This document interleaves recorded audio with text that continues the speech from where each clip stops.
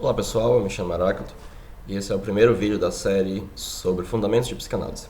Eu estou gravando esses vídeos como um recurso pedagógico para os meus alunos da disciplina do curso de Psicologia da Faculdade Ateneu, Fundamentos de Psicanálise. Todos os vídeos eu vou colocar Fundamentos de Psicanálise 1, 2, 3, 4, cada um tratando de um dos temas abordados na aula. E esse vai ser o que eu vou abordar, a história da psicanálise, um tema que eu particularmente gosto bastante. Antes de começar, se você puder curtir e se inscrever no canal, isso ajuda bastante. Mas vamos lá. Ao falar de história da psicanálise, como historiador, uma das regras, digamos assim, que surge com a regra é um nome ruim. Uma das premissas, né, da historiografia com a história das análises é que toda história é uma história social. É muito comum, principalmente pessoas que se inspiram em um autor chamado Poiré, que é uma história da ciência natimorta, é a velha história das ciências elitista. Ele achava que o oposto, né, que o contexto social não explicava os autores, né, que Atenas não explicava para Platão.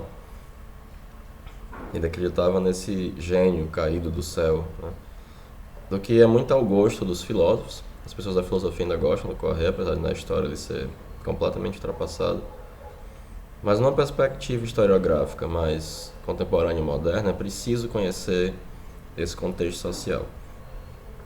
Eu não vou entrar em maiores detalhes, mas justamente devido a essa perspectiva, eu vou falar com vocês um pouco sobre o contexto da psiquiatria da época, que em certo sentido era quem estava discutindo os aspectos que o Freud depois foi ele mesmo debater, e ele tem algum diálogo com isso, ele tem leitura disso, apesar de que o Freud nunca foi psiquiatra. Freud era um neurologista, né, e um médico de família, digamos assim. Ele nunca lidou diretamente com pessoas asiladas, né, como se chamava na época, com a psicose, com a esquizofrenia, como foi o caso do Jung, por exemplo, que já começou lidando com essa problemática específica. Freud, a teoria dele, ela vai surgir do contato com a histeria. Isso é fundamental. E dos debates, das discussões acerca da histeria que precedem o Freud, né? O Freud utiliza vários termos que não foram criados por ele. Às vezes a gente estão tão associados à teoria freudiana, como histeria, neurose, o próprio termo recalque, que vem de Herbar, que nós acabamos associando muito fortemente a Freud. Mas então o que acontece? Dando ênfase à psiquiatria alemã, a psiquiatria ela surge com Pinel, quando ele revoluciona metodologicamente na França o tratamento dado aos doentes.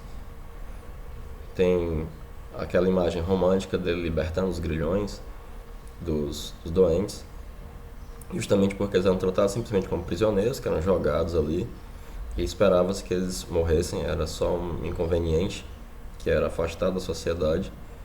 E o Pinel altera essa metodologia e passa a dar um tratamento humano a eles. E tinha toda uma teorização associada a alguns filósofos como Cabanes, que eu não vou tratar aqui. Depois eu vou fazer um vídeo específico sobre a história da psiquiatria. Eu acho que é interessante as pessoas que têm interesse em psicologia e psicanálise também conhecerem isso. Mas a orientação do Pinel ela era fortemente filosófica. E a linguagem dele era uma linguagem fortemente literária. Mesmo o principal discípulo dele já começa a se afastar disso e ter que era o Esquirol, ter uma visão mais biológica. Mas a psiquiatria biológica, ela surge na Alemanha com um autor fundamental chamado Wilhelm Griesinger, que em 1845, aos 28 anos, ele lança um tratado de psiquiatria com uma linguagem médica, aludindo a uma base biológica indispensável para a medicina. Essa base biológica, no Griesinger, ela vinha de um debate anterior da psiquiatria romântica, que a psiquiatria romântica ainda estava presa a um debate metafísico ou teológico. O termo, inclusive que o Freud continua utilizando, talvez por influência romântica, para psique é alma, né, em grego, Seele, que é alma. O Jung também utiliza essa mesma denominação. E ela teria mais ou menos um sentido, o que nós chamaríamos em português, e é parecido em inglês, como mente ou personalidade. Mas de qualquer forma os dois usam como o que hoje nós usaríamos psique ou psiquismo. Porque na psiquiatria romântica havia o debate que existia a alma, no sentido teológico, no sentido metafísico, ela seria incorruptível. Logo, o que é que se corrompia nas doenças mentais, nas doenças, nas neuroses, nas afecções? Eram os processos mentais. Logo, deveria ser uma doença do corpo, em que o corpo ficava com problema, mas a alma permanecia ok, porque ela era a fagulha divina, etc, etc, era incorruptível. Mas o Grissinger, ele vai ter toda uma teorização de base realmente biológica para dar uma base científica das ciências naturais à psiquiatria. As teorizações dele são muito interessantes, especialmente sobre...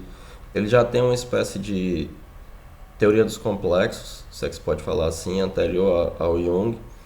Freud tinha o livro dele, eu acho que todo mundo que se interessava por isso na época tinha esse livro, é um livro fundamental que ele lançou aos 28 anos, em 1845.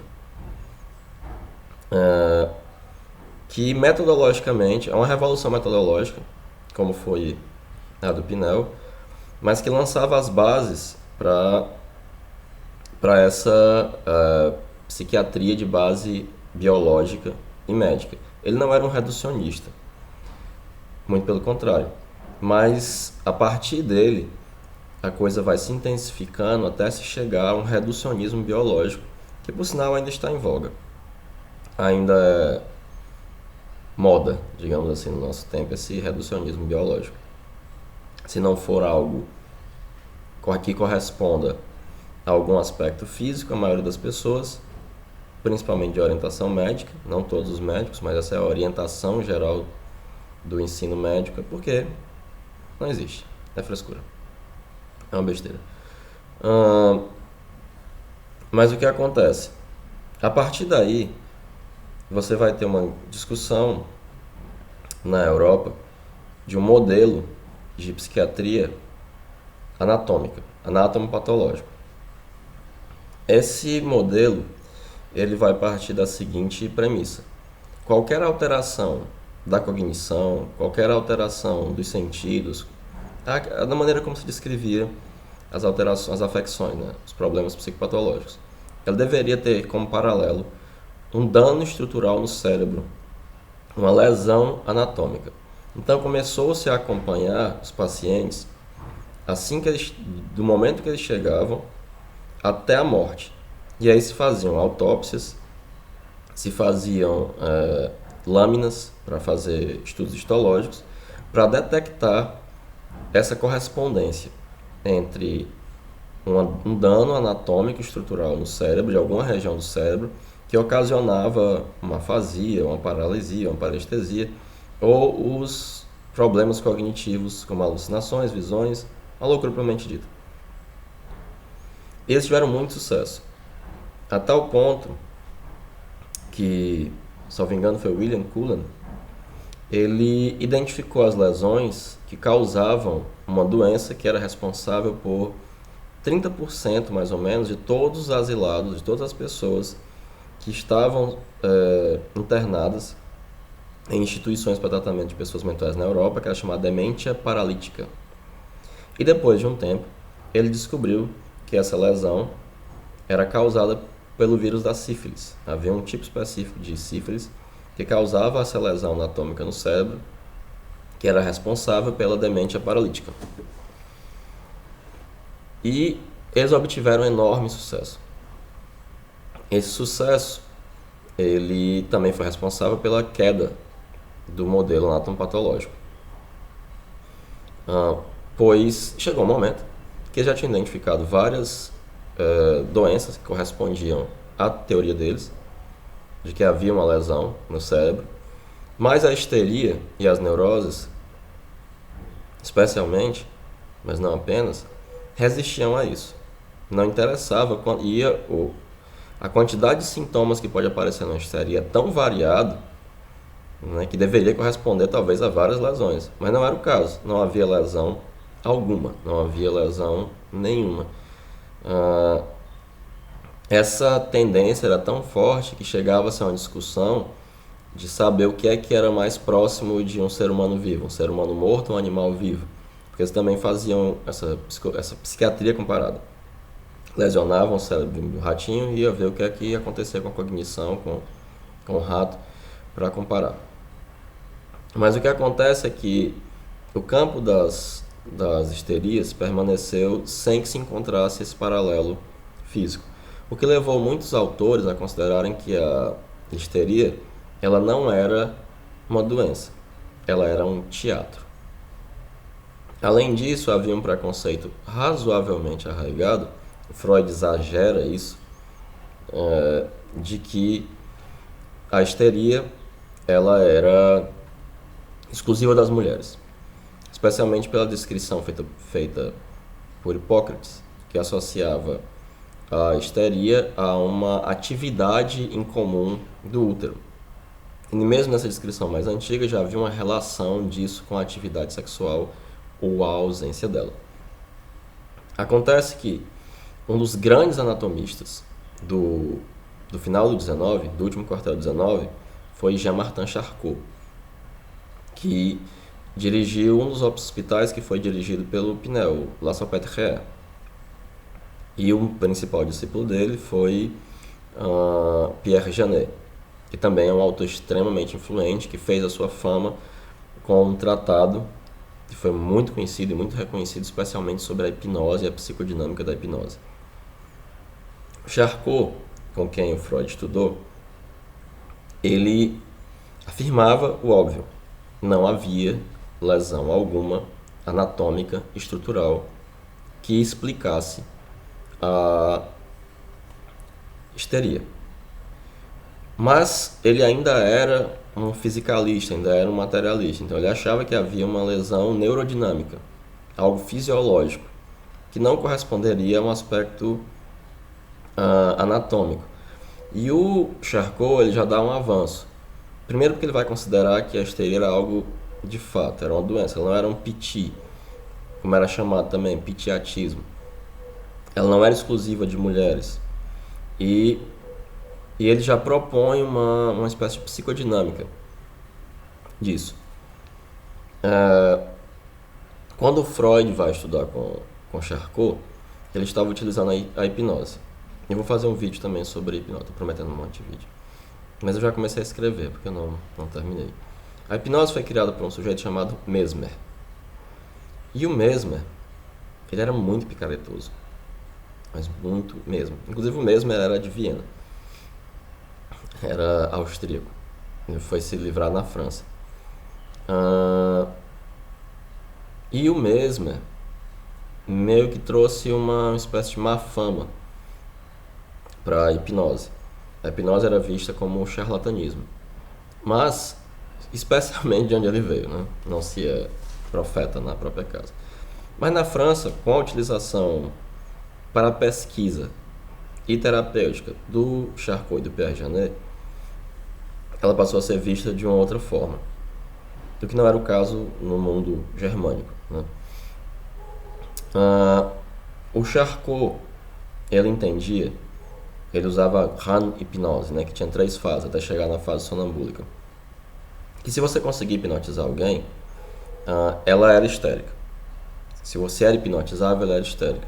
E como você conseguia suprimir os sintomas histéricos ou causar sintomas histéricos com a hipnose, isso significava que a pessoa, na lógica do Charcot, ela já tinha que ser histérica de antemão para ser hipnotizável, né? E ele achava, ele tinha uma espécie de teoria do trauma. Havia um trauma físico mesmo. Se você já tivesse a disposição para a histeria, um trauma físico lhe colocaria numa situação que permitiria que o sintoma aparecesse, fosse uma anestesia, uma parestesia, fosse uma afasia, o que fosse. E ele fazia demonstrações teatrais disso, que eram muito impressionantes, utilizando a hipnose. Ele era muito, muito teatral.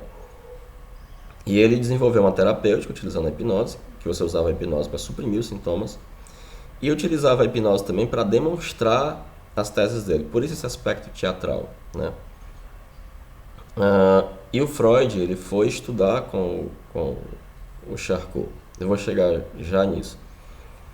E aí você vai ter o Pierre Janet, que à época já estava ali quando o Freud foi estudar, recebeu uma bolsa para ir para Paris. E o Pierre Janet, ele achava que a hipnose ela era um método de estudos, porque ela provava a existência de associações e pensamentos separados da consciência. E de fato, ela demonstra isso. Por exemplo, a pessoa lhe hipnotiza, ela durma, você dorme. Aí ela diz, quando você atravessar você vai contar até 3, você vai acordar, não vai lembrar do que eu disse, mas quando você atravessar aquela porta, você vai esquecer o seu nome. E aí, pá, acorda. Aí a pessoa tá lá, e aí, tudo bom? Tal, lembra de alguma coisa? Não. Quando ela atravessa a porta, qual é o seu nome? A pessoa não lembra. Então isso mostra que existem essas correntes em separado de memória. O que mostra que a consciência, ela não é abrangente. Tem coisas que estão fora do escopo da consciência, mas que, como você vê pelo exemplo da âncora hipnótica, elas afetam a consciência. Então, o Pierre Janet, ele já falava em uma dupla consciência ou um subconsciente, e ele falava ele falava do abaixamento do nível mental, que é um termo tem dois termos que o Jung continua utilizando, que é as partes inferiores da função e o abaixamento do nível mental, que vem diretamente da obra do Charcot, do Pierre Janet, perdão. O Freud, ao contrário, ele vai repensar a ideia do Pierre Janet, que ele dizia que haviam elementos psíquicos fortes na consciência e outros mais fracos. Quando havia o abaixamento do nível mental, é como se acontecesse uma gangorra. Esses que estavam mais fracos, agora que a força deles tinha diminuído, subiam, surgiam na consciência e faziam efeitos. Freud vai repensar essa psicodinâmica, acrescentando a isso a ideia do Herbar de recalque. Tem uma confusão entre recalque e repressão, mas o termo certo é recalque. Porque o recalque é um fenômeno inconsciente, a repressão é uma espécie de autocontrole consciente. Só para já demarcar algumas diferenças. A primeira tradução do Freud é muito complicada, porque não foi direto do alemão, foi do inglês. Então o que acontece? Você tem todo esse panorama em que o Freud vai se inserir. Passando agora a biografia do Freud. O Freud era judeu, e como o Peter Gay aponta em sua excelente biografia do Freud, toda a Europa era antissemita. Toda. Profundamente antissemita. Era muito difícil a vida dos judeus na Europa. O Jung também aponta uma coisa muito interessante. Ele acha que o nazismo poderia ter surgido em qualquer país da Europa, porque o antissemitismo era muito, muito arraigado e muito forte. Ele nasceu na Morávia, que fazia parte do Império Austro-Húngaro, mas não faz parte do que hoje modernamente é a Áustria. Então Freud não era austríaco. Era filho de um comerciante judeu, de uma família tradicional judaica, que emigrou para a Áustria porque a Áustria era um local mais favorável à presença de judeus. Apesar de que, como Peter Gay aponta, esse local mais favorável, ele teve um prefeito de Viena, que equivalia era um cargo importantíssimo no Império, eleito como a base antissemita. Seria mais ou menos como um Trump hoje, que se elegeu querendo proteger a América dos mexicanos e dos árabes, dos muçulmanos. Você tinha impostos específicos que só quem pagava eram judeus. Havia uma proibição de judeus possuírem possuírem, ó, contratarem criadas cristãs, entre uma série de outras coisas. Mas ainda assim, na Áustria, especialmente em Viena, era muito mais acolhedor para judeus. Inclusive, boa parte dos teatros e jornais da cidade, se não todos, e óperas também, eram de propriedade de judeus. A família do Freud se muda para lá. O Freud presenciou, quando criança, algumas vezes o pai ser vítima de antissemitismo e não fazer nada. Por exemplo, o Peter Gay cita o fato que o pai dele está super feliz com um chapeuzinho novo e um grupo de jovens passou e um deles xingou o pai do Freud de judeu, derrubou o chapéu da cabeça dele, que caiu na rua, que era cheia de esterco, porque havia muitos cavalos, e o pai do Freud simplesmente pegou o chapéu, limpou, colocou na cabeça e não disse nada. E o Freud ficava muito impressionado e muito desapontado com isso. Tanto é que, em idade um pouco mais avançada, os filhos dele no balneário foram vítimas de um grupo de jovens antissemitas. Ele pegou a bengala dele, perseguiu os caras e espantou os caras, né? Ele não agiu como o pai dele, ele reagia a esse tipo de agressão antissemita, o que é muito bacana da parte dele. Mas o Freud, ele resolveu ser médico, simplificando um pouco as coisas. Ele era pobre, né? Ele não tinha muito dinheiro, o dinheiro sempre foi uma preocupação para ele. Tamo junto, Freud. A gente sabe como é difícil. E as cartas dele para Marta, quando eles eram noivos, dão muita conta disso. O Freud, ele tinha irmãos que... o pai dele já tinha se casado outras vezes, ele tinha irmãos bem mais velhos e tudo, que moravam na Inglaterra. Ele foi à Inglaterra algumas vezes, falava inglês fluentemente. Também falava espanhol e lia em espanhol, inclusive adorava Cervantes. Ele troca uma série de correspondências com um amigo em espanhol, em que eles se chamam pelos nomes de dois cães que aparecem nas histórias do Cervantes.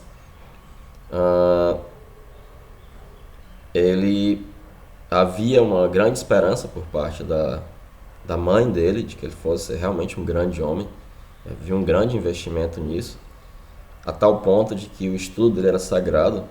A irmã dele, uma das irmãs, tocava piano na hora que ele estudava, e ele disse para a mãe que encerrasse o negócio, e a mãe encerrou as aulas de piano da irmã para privilegiar o estudo do Freud.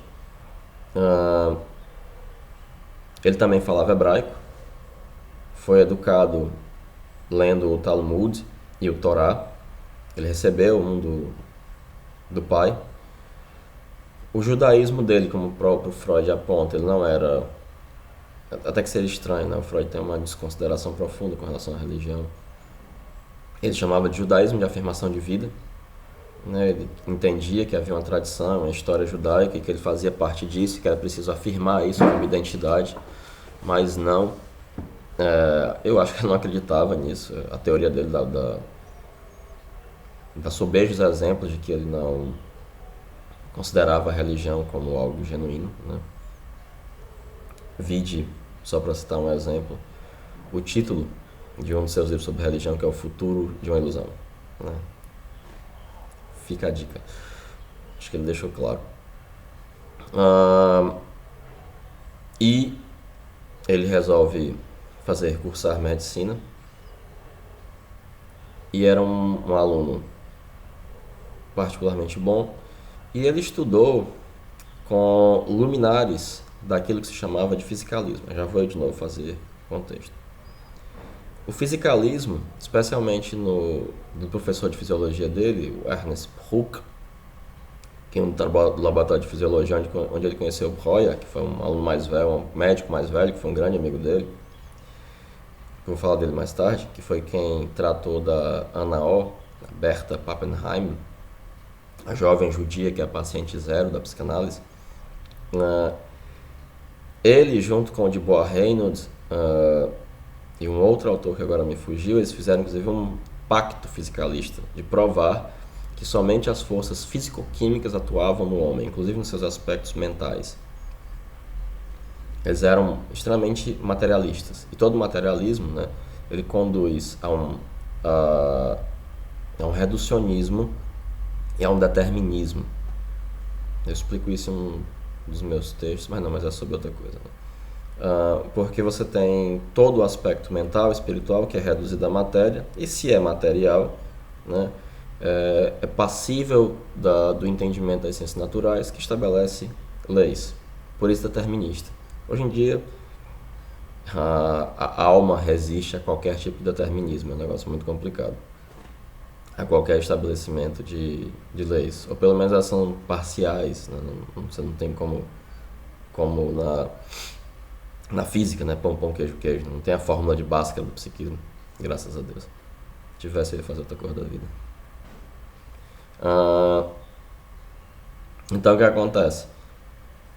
Ele vai estudar com o Ernest Bull, que tinha essa orientação fiscalista. O Dubois Reynolds era famoso pelo seu agnosticismo de cunho kantiano, no sentido em que ele acreditava que havia um campo delimitado específico para a ciência, e que questões metafísicas como a alma, a existência de Deus, elas eram ignoradas e permaneceriam ignoradas, para utilizar uma expressão que ele fez assim, que ele falava inclusive em latim, um discurso, o famoso discurso dele quando assumiu a reitoria da Universidade de Berlim. E por essa época o Freud fez uma pesquisa para descobrir as gônadas da enguia. Ele dissecou 400 enguias para descobrir se elas tinham testículos ou não, e elas não tinham. Mas já mostra que há um treinamento científico, né? Eu não sei como é nos outros estados, mas assim, pelo menos nos cursos de psicologia aqui, o treinamento científico é muito parco. Dessa ciência mais experimental, dura, etc. E eu acho isso um problema, sinceramente. Mas você vê que o Freud ele teve um treinamento científico rigoroso. Quando ele recebe essa bolsa e vai para Paris, ao retornar e comunicar, inclusive ele foi atrás de se aprofundar na hipnose, né, e passou a utilizar a hipnose, ele perde boa parte do prestígio que ele tinha, né, porque isso o Freud exagera bastante.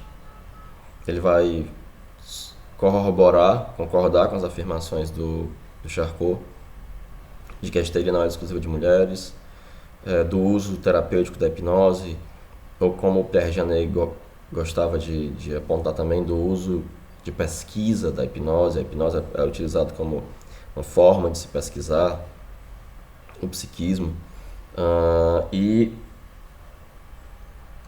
isso soa muito não fisicalista para os professores dele. Ele perde muito prestígio, né? É engraçado porque tem uma coisa que ele aponta: o Freud queria muito ser famoso, e ele vivia cercado de homens de ciência muito famosos que fizeram grandes descobertas, e ele se queixava de que ele poderia ter descoberto a anestesia oftalmológica utilizando cocaína, que ele deixou tudo prontinho, e um colega dele do laboratório, como ele teve que viajar para encontrar com a noiva, né, ele não fez, ele ainda botava isso na conta da noiva, né, tá vendo? Já podia ser famoso há muito mais tempo. E isso não acontece, né? Freud também exagera muito a solidão dele, de que ele escrevia ninguém, e estudos mais recentes mostram que os textos dele eram debatidos, eram bem vistos, eram elogiados, mas também eram criticados, porque é normal no debate científico, sadio. Mas essa coisa de que durante 10 anos ele foi o único psicanalista, ninguém dava bola, não sei o que, é um ficcionamento da parte dele. E Freud faz muito isso, né? É importante a gente abandonar essa visão do grande homem. Freud foi um grande homem, mas ele foi um homem, né? E com suas vaidades, com seus defeitos e com esses ficcionamentos, né?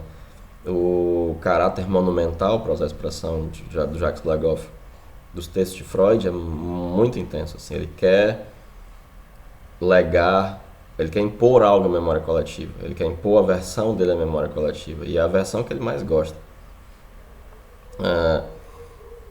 Mas o que acontece? Quando ele retorna, ele passa a utilizar a hipnose para tratar das histerias, as técnicas que ele aprendeu, E ele se torna muito amigo de Joseph Breuer, que era um médico mais velho, que foi muito amigo dele, que indicou pacientes, que emprestou dinheiro. E depois eles brigaram de uma maneira muito feia, e Freud foi muito, muito ingrato com ele. E eles juntos lançaram dois artigos muito importantes em 1885, salvo engano, que são os estudos sobre histeria, em que ele vai propor uma teoria do trauma, a teoria Freud-Breuer, em que vai identificar que ele utilizava a hipnose mais ou menos como Pierre Janet utilizava. Ele não utilizava só como terapêutica. Ele também fazia com que as pessoas rememorassem, né, coisas. Esse era o método catártico do Freud. O método catártico se dava da seguinte maneira. Ele acabou acreditando que havia um evento traumático que causava o sintoma. Diferente do Charcot, esse não precisava ser um evento físico, no sentido de um trauma físico. Poderia ser um trauma emocional.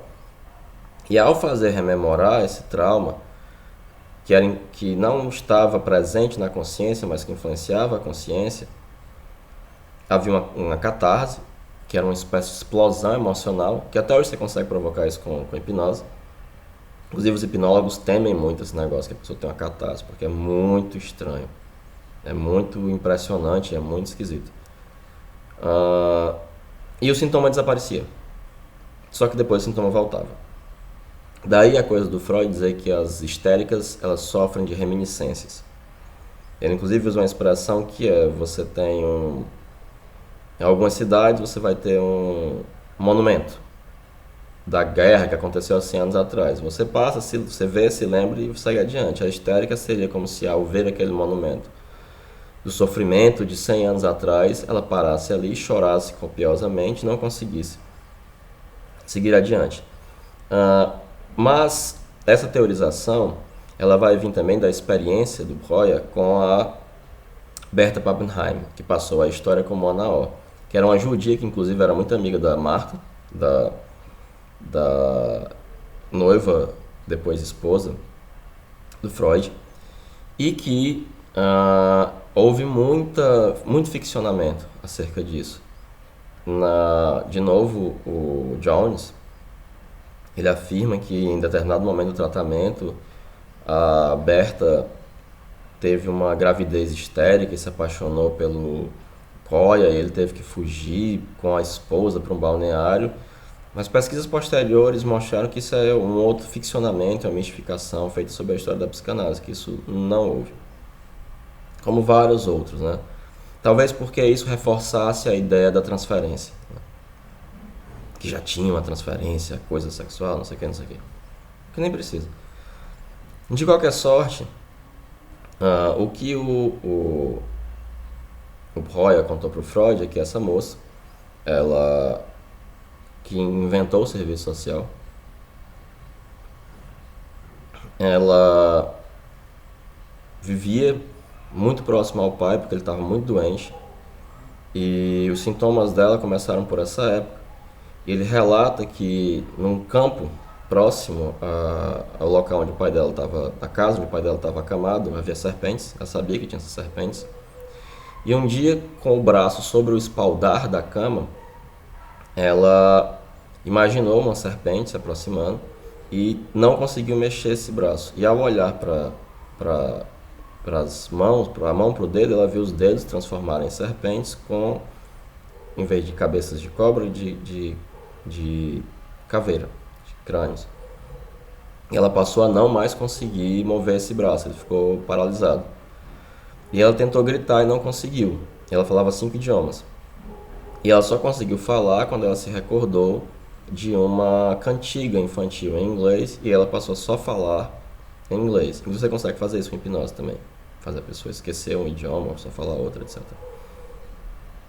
E ela foi tratada pelo Breuer, e ela mesma batizou esse tratamento de Talking Cure, tratamento cura pela fala, ou chaminé sweeping, né? Limpeza de chaminé, porque ela ia falando, ela ia rememorando nesses momentos e desaparecia. Inclusive ela tinha também um sintoma de hidrofobia, ela não conseguia se aproximar de água. E aí, em hipnose, ela se recorda de que ela tinha uma babá que tinha um cãozinho que ela achava particularmente nojento, e ela um dia viu a babá botando esse cãozinho para beber água no copo que ela bebia. E aí depois que ela lembra disso, o sintoma desaparece, ela consegue beber água, etc. Só que isso ficava retornando. E eles fazem o estudo sobre histeria durante um bom tempo, já depois deles estarem rompidos. O Freud vai dizer que o pai da psicanálise, quem inventou a psicanálise foi o Breuer. Depois ele volta atrás, não fui eu, quem inventou fui eu, o pai sou eu. Ele mesmo fica nessa dubiedade, né, querendo dar algum louro ao Breuer, e o Breuer não queria isso, porque quando o Freud vai chegar no aspecto da sexualidade como central, e vou tratar disso em outros momentos, ele dá um passo atrás, ele recua, especialmente a coisa da sexualidade infantil. E nesse primeiro momento, a ideia do Freud era essa, realmente um trauma. Esse trauma ele não necessariamente era um trauma físico, mas ele era um trauma concreto, no sentido de que era um evento realmente existente. O aspecto da fantasia ainda não entrava na teorização do Freud, que ele foi vendo depois, né? E o abandono da hipnose também, ele foi sendo gradual, até porque ela se mostrou não muito eficiente. As coisas retornavam, e principalmente porque uma das pacientes, um dia, isso é muito interessante, ele colocava a mão sobre o rosto da paciente e fazia a indução, ela pega a mão dele, afasta e diz, deixa eu falar. E aí o Freud tem um insight fundamental. Ele realmente realiza o que é que a Berta Pappenheim estava querendo falar sobre a Talking Cure. Ele precisava ouvir aquelas mulheres. Então, Freud é um dos primeiros a realmente dar voz às histéricas, né? A dizer que aquilo que aquelas mulheres tinham a falar era fundamental para compreender seus sintomas, para compreender seu sofrimento, né? Uma coisa que um colega do mestrado me falou uma vez, chamado Isaac Villanova, que eu conversava com ele e falava, mas Isaac, hoje em dia se fala muito em depressão, não sei o quê, será que isso tem a ver com a melancolia do século XIX? Ele disse, não, esqueça isso. O que a psicanálise trata é sofrimento. Isso tem vários nomes para sofrimento, mas a psicanálise vai tratar disso, ela vai lidar com o sofrimento, né? E o Freud começa a perceber que o mediador para lidar com esse sofrimento é a palavra, né? É esse discurso. E no texto que ele fala sobre o movimento psicanalítico, ele fala que ele passou 10 anos escrevendo sobre psicanálise, sendo o único psicanalista. Mas em 1900, que é um exagero, em 1900 ele escreve o Die Traumdeutung, a interpretação do sonho, e as ideias dele começam a se propagar mais. Já eram discutidas, já eram debatidas. E ele começa a atrair pessoas, seguidores com interesse. Um dos problemas desses primeiros seguidores é que eram todos judeus. E havia um profundo antissemitismo na Europa. E isso levava a que ele temesse que a psicanálise fosse vista como algo exclusivamente judaico. E para ele foi um alento muito grande quando ele começou a se corresponder com o Jung. E ele o Jung manda para ele a tese de doutoramento dele, e o Freud diz, não, já li, né? Porque o Jung, ele não era judeu, ele era um germânico, né? Um suíço. E o Jung trata de converter a psicanálise todo o principal hospital psiquiátrico da Suíça, um dos principais hospitais psiquiátricos do mundo, dirigido por uns psiquiatras muito famosos. Eu trato dele em outros meus vídeos sobre esquizofrenia. E isso dá uma grande abertura. Tanto é que para o Freud, durante um bom tempo, o Jung era o príncipe herdeiro da psicanálise, né? Até que eles romperam depois da viagem aos Estados Unidos. Bom, esse vídeo já está ficando muito longo. Eu acho que o meu principal propósito era fornecer esse contexto e alguns elementos da biografia do Freud e da biografia do movimento psicanalítico. Até porque ele deve ser uma base, né? Ele é um trampolim para você ir pesquisar e procurar outras coisas. Um dos livros que eu sugiro, que eu já falei aqui algumas vezes, é este, do Peter Gay, né? Freud, Uma Vida para o Nosso Tempo. É um livro excepcional. Eu também vou deixar linkado aqui meu vídeo sobre a interpretação dos sonhos, que é um tema que eu vou tratar novamente depois. E um link para o meu blog em que eu trato, um texto em que eu trato com mais detalhes a relação do Freud com o Charcot. Inclusive um dos filhos do Freud, ele batizou de Jean Martin, em homenagem ao Charcot. Bom, eu espero que seja útil para os meus alunos e para quem quer que assista. E é isso, obrigado por assistir. E se vocês tiverem gostado, por favor, deem um legal, um gostei, se inscrevam no canal. E se puderem conhecerem pessoas com interesse na temática, por favor, ajudem a divulgar. Muito obrigado, valeu!